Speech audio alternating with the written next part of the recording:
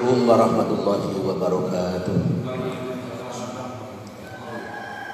Alhamdulillahi ahad, Allahus samad, lam yalid wa lam yulad wa lam yakul lahu kufuwan ahad. Assalatu wassalamu ala nabiyyina Muhammad wa ala alihi wa ashabihi wa man tabi'a hudahu bi ihsanin ila yaumil mi'ad. Rabbi shrah li sadri wa yassir li amri wahlul 'uqdatam min lisani yafqahu qawli. Amma ba'du, faqala Allah ta'ala fi kitabihil karim, a'udzu billahi minasyaitonir rajim. Bismillahirrahmanirrahim. Fasaqalahuma thumma tawalla ila dhilli faqala rabbi inni lima anzalta ilayya min khairin faqir. Allahumma arhamna bil Qur'an. Alhamdulillah, bersyukur kepada Allah berkat rahmat, taufik, hidayah dan pertolongannya pagi hari yang cerah ini kita masih bersama-sama diberi nikmat sehat, sempat dan alhamdulillah iman Islam yang istiqomah sehingga kita dimampukan oleh Allah untuk selalu berbuat kebaikan dan menjauhi kejahatan, dilengkapi dengan insya Allah kita berupaya menyempurnakan puasa kita di bulan Ramadan ini. Mudah-mudahan semua amal ibadah kita dinilai kebaikan, mendapatkan pahala dan mendapatkan ridho dari Allah Subhanahu wa taala, insyaallah, amin. Salawat dan salam semoga Allah limpahkan pada Nabi Muhammad sallallahu alaihi wasallam. Semoga Allah anugerahkan juga kepada keluarganya, sahabat dan umatnya yang istiqomah dalam Islam. Mengawali kajian kita, mari bersama membaca lafaz basmalah. Bismillahirrahmanirrahim. Sampailah saudara-saudaraku kita agar berdoanya mendapatkan penilaian dan dikabulkan oleh Allah sampai kepada sebuah tata cara atau adab berdoa. Suatu hari Rasulullah SAW waktu di hari Arafah, beliau menghadap ke arah kiblat sambil menengadahkan tangan. Dalam hadis riwayat Muslim ini menjadi pengajaran kepada kita. Salah satu adab etika berdoa adalah menghadap kiblat dan sambil menengadahkan tangan. Beliau melakukan ini sebagai tanda khusyuk di dalam beribadah, khususnya berdoa pada waktu itu. Meskipun nanti kita akan uraikan adanya ketidakharusan menengadahkan tangan karena nanti ada riwayat yang lain. Yang kedua, adabnya itu kita mencari waktu. Kita kemarin sudah bahas waktu-waktu yang mustajab untuk berdoa. Dan kemudian dalam hadis rawahu Abu Dawud pernah Nabi mengajarkan mengangkat doa tangannya sambil disatukan di depan wajah. Jadi tangan kanan dan kiri disatukan di depan wajah. Ini Nabi pernah melakukan hal itu. Setelah itu usahakan dalam berdoa dalam suara yang lirih, dalam suara yang halus ataupun pelan, tapi bukan berarti dalam hati. Sebab nanti kita dapati bagaimana Nabi Zakaria alaihissalam berdoa idnada rabbahu khafiyya, berdoa kepada Allah dengan samar-samar. Nah, kemudian dalam berdoa harus bersungguh-sungguh. Kita jangan setengah hati, jangan lalai, karena nanti ada riwayat yang lain yang menyebutkan doa tidak akan dikabulkan kalau dilakukan oleh orang yang hatinya lalai. Bersungguh-sungguh dan rasa optimis. Dalam riwayat yang kita bisa catat hadis Bukhari Muslim itu ada seorang yang berdoa Allahumma ighfirli in syi'ta. Ini dilarang oleh Nabi. Janganlah di antara kalian berdoa kepada Allah Allahumma ighfirli in syi'ta, Allahumma arhamni in syi'ta, tidak boleh. Ya Allah, ampunilah saya kalau kamu mau, sayangilah aku kalau kamu mau, itu tidak boleh. Jadi kita harus bersungguh-sungguh dan beroptimis di dalam berdoa. Nah, kaitannya dengan doa ini setelah adab kita baca bersama-sama, doa itu ada 3 pilihan. Dikabulkan sekaligus di dunia ini dalam waktu dekat ataupun dalam waktu yang sebentar ditunda, tetapi dikabulkan di dunia. Atau doa kita itu diganti dengan yang lebih manfaat. Kadang-kadang kita berdoa minta A tapi oleh Allah diganti B, karena B ini menurut Allah lebih manfaat, lebih baik untuk kita. Kita harus terima itu. Dan yang ketiga, kalau tidak dikabulkan di dunia, tidak digantikan dengan yang lebih manfaat, doa ini ditunda sampai dengan nanti di hari kiamat. Nah, kita dulu sudah baca ayatnya. fiha tasdahi anfusukum walakum fiha ma tad'un. Di dalam surga itu apa saja yang kamu sekalian inginkan, dan di dalam surga itu apa saja yang pernah kalian minta waktu di dunia. Atau di akhirat juga kita punya permintaan diperbolehkan oleh Allah di alam surga.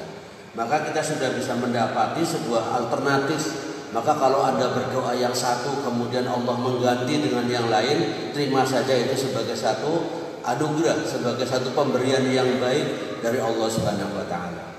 Kemudian saudara-saudaraku, kita hamba-hamba Allah yang hidup di zaman sekarang mungkin nilai pengabdian, nilai ibadah atau nilai kekhusyuan, bahkan mungkin ketaatan kita kepada Allah dengan para sahabat jauh, apalagi dengan para nabi. Maka kali ini juga kita tambahkan adanya beberapa macam cara berdoa. Kalau nabi itu cukup dengan istirham. Dalam bahasa balaghah nanti kita akan mendapati ada istilah istirham. Seperti ayat yang kita baca tadi, itu adalah kisahnya Nabi Musa alaihissalam. Setelah dia berpihak pada orang-orang Bani Israel yang beriman, yang berkelahi dengan orang kafir, kemudian dia tetap dinyatakan bersalah, maka dia kemudian dengan rasa khawatir dan takut lari dari Mesir ke Madian. Madian itu sebuah daerah sudah hampir Palestina. Nah di situ dia melihat ada satu kelompok manusia sedang memberi minum pada binatang, pada kambing mereka. Tetapi ada dua wanita yang antri tidak memberikan air. Maka kemudian dia bertanya, kenapa kalian gak ikut mereka? Kami tidak sanggup berdesak-desakan dengan mereka. Maka kemudian Musa melihat ada sebuah batu yang besar, yang di situ ada airnya, tetapi mereka tidak bisa menggeser batu itu karena beratnya. Sama Nabi Musa, batu itu kemudian digeser dan mengeluarkanlah air, dan air itu khusus untuk dua wanita ini. Maka setelah membantu wanita ini meminumkan kambing-kambingnya, dia kembali duduk di sebuah pohon. Pohon itu kemudian disebutkan Syajaratu Musa, pohon Musa alaihissalam. Pernah juga Nabi duduk di bawah itu, yang oleh orang Bukhairah waktu itu dinyatakan bahwa hanya Nabi yang duduk di pohon itu. Yang kemudian oleh Musa dibantu dua wanita ini, dia duduk kembali ke pohon itu dan berkata, faqala rabbi inni bima anzalta ilayya min khairin faqir.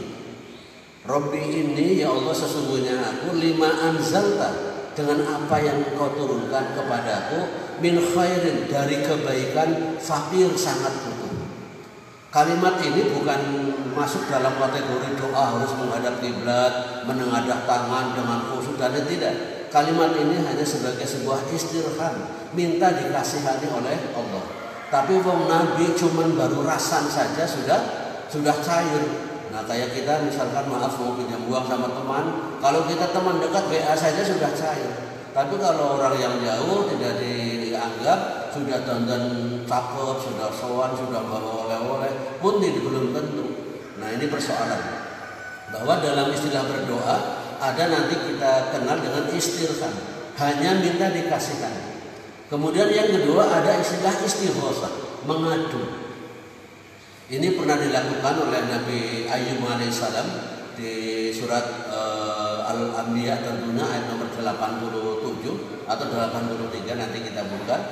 Di surat itu Nabi Ayyub alaihissalam berkata, wa ayyuba idnada rabbahu, dan ingatlah ketika Ayub mengadu kepada Rabbnya, memanggil kepada Rabbnya, anni masaniya durru wa anta arhamur rahimin. Sesungguhnya aku ini ditimpa madorot, ditimpa sesuatu yang membahayakan dalam tubuhku, dan engkau adalah arhamur rahimin, zat yang paling penyayang di antara yang sayang.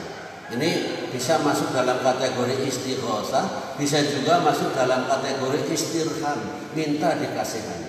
Lah untuk kita yang mungkin cara kedekatan amal, kekuatan iman dan ketaatan kita tidak sebanding jauh dengan para nabi, mungkin diperlukan adab, diperlukan doa. Kemudian ada istilah juga kalau kita melihat di perang Badar, Nabi SAW bermunajat kepada Allah. Ini jadi dalam bahasa tarikhnya itu, Allahumma a'izil Islam wal muslimin, ya Allah menangkanlah Islam dan kaum muslimin. Kemudian doanya agak panjang, terakhirnya beliau sebutkan wa illa lam tu'bad, kalau kami tidak dimenangkan, kalau kami kalah, lam tu'bad, mungkin kamu tidak disembah lagi. Karena satu-satunya harapan Islam pada waktu itu adalah pertaruhannya di perang Badar. Ini bisa dalam kategori munajat. Tetapi ketahuilah saudaraku, kita semuanya punya waktu yang banyak untuk mengambil kesempatan dikabulkannya doa. Nah, misalkan hari-hari kita di hari apapun, di jam berapapun, ini bisa kita lakukan, yang penting di waktu yang dibenarkan. Yaitu satu kalimat mayaku aqrabu ma yakunul 'abdu mir rabbih wa huwa sajidun. Sedekat-dekatnya hamba dengan Allah wa huwa sajidun, saat dia sujud. Sujud itu berarti sholat sunnah boleh, sholat wajib juga boleh. Cuman kalau kita jadi imam jangan terlalu lama sujud terakhirnya. Nanti kasihan makmum kita, ada yang buru-buru, ada yang punya hajat, ada yang sedang kurang fit dan lain sebagainya. Maka yang sedang-sedang saja. Tapi kalau sendirian silahkan. Saat sholat duha, saat sholat malam, saat sholat-sholat yang lain yang ada tuntunannya, di sujud terakhir boleh dikatakan oleh Nabi fa'aksirud duha, maka perbanyaklah doa di waktu Anda sujud terakhir. Ini boleh. Jadi ini tidak kenal waktu, udah kapan saja. Mau istilahnya syukrul wudu, mau sholat mutlak, mau sholat duha, atau sholat-sholat sunnah yang lain, tidak masalah. Yang jelas saat sujud terakhir di sholat sunnah Anda, lakukanlah banyak doa. Ini dibenarkan oleh Nabi SAW. Yang kemudian saudara-saudaraku, jika ada berdoa sudah kita lakukan, kemudian waktu-waktu mustajab sudah kita perhatikan, doanya redaksinya sudah dari Nabi ataupun dari Al-Quran. Setelah itu kemudian kok doa kita belum juga dikabulkan oleh Allah Subhanahu wa taala. Lalu bagaimana? Ini ada contoh. Umar Ibn Khattab radhiyallahu anhu, waktu beliau menjadi khalifah, terjadi pagebluk kemarau panjang. Maka beliau melakukan yang namanya sholat istisqa, sholat minta hujan. Sudah dilakukan nggak cuma sekali, berkali-kali, tetapi belum juga diberi hujan. Maka ada seorang sahabat yang memberitahukan, dulu kita berdoanya kepada Nabi, minta bantuan Nabi yang berdoa. Sekarang Nabi sudah tidak ada. Maka mintalah agar paman Nabi Abdullah bin Abbas mendoakan kita agar kita doanya dikabulkan. Nah, ini istilahnya ada istilah wasilah, perantaraan. Wasilah minta doa kepada orang yang masih hidup, pada orang soleh yang masih hidup, itu dibolehkan. Ini salah satu contoh. Nah, jadi waktu itu Abdullah bin Abbas dipanggil, Abbas bin Abdul Muthalib dipanggil, yang kemudian berdoa dan berdoa. Saat tangan belum selesai berdoa, hujan sudah turun. Ini artinya kita sesekali boleh dalam berdoa itu tidak atas nama kita, atau mungkin tidak kita langsung yang berdoa, minta bantuan doa pada orang lain. Mungkin kalau kita banyak dosa, banyak kesalahan, banyak kejelekan, sering melakukan hal-hal yang tidak benar, kalau kita berdoa atas nama kita, mungkin kita tidak dikabulkan. Tapi coba berdoalah pakai atas nama yang lain. Misalkan kita dalam bahasa Indonesia aja kita sebut saja biar gampang, karena doa boleh dengan bahasa Indonesia, yang penting tidak dalam sholat. Setelah sholat selesai pakai bahasa Indonesia boleh, Allah Maha Tahu. Pakai bahasa apapun Allah Maha Tahu, dan malaikat pun sudah tahu.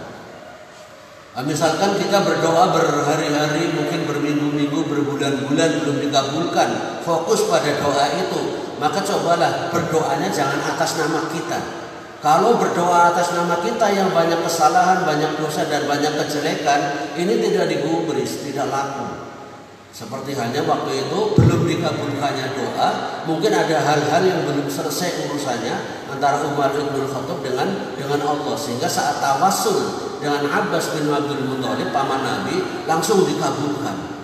Maka bisa kita minta kepada Allah atas nama, misalkan Ya Allah, kabulkanlah permohonan saya ini, karena di rumah ada istri saya yang solihah, di rumah ada anak-anak saya yang taat, anak saya yang berbakti. Nah, mereka bisa kita jadikan sebagai alat untuk diturunkannya doa oleh Allah Subhanahu wa taala.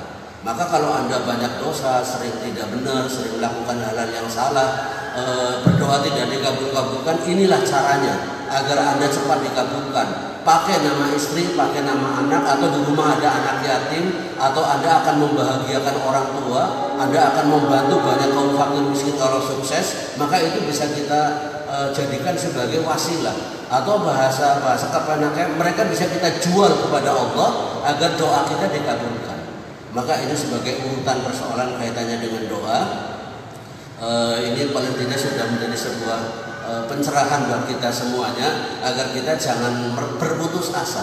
Jangan berputus asa berdoa dari dulu kok tidak kabul-kabul. Pilih, pakai yang satu, pakai yang satu, pakai yang satu. Terakhir pemungkasnya adalah berdoa untuk misalkan doa untuk istri kita, demi anak-anak kita, atau demi anak yatim dan lain sebagainya. Nah, ini yang bisa kita sampaikan pagi hari ini, semoga bermanfaat. Mari kita akhiri dengan permohonan kepada Allah. Ya Allah, yang maha pemurah, yang maha mengabulkan doa, kabulkanlah doa-doa kami, ampunilah dosa-dosa kami, dan tunjukilah kami ke jalan yang benar, jalan yang lurus, jalan yang Engkau ridhoi, agar kami bahagia selamat dunia sampai akhirat nanti. Amin, amin, amin ya rabbal alamin. Usikum wa nafsi bi taqwallah. Assalamualaikum warahmatullahi wabarakatuh.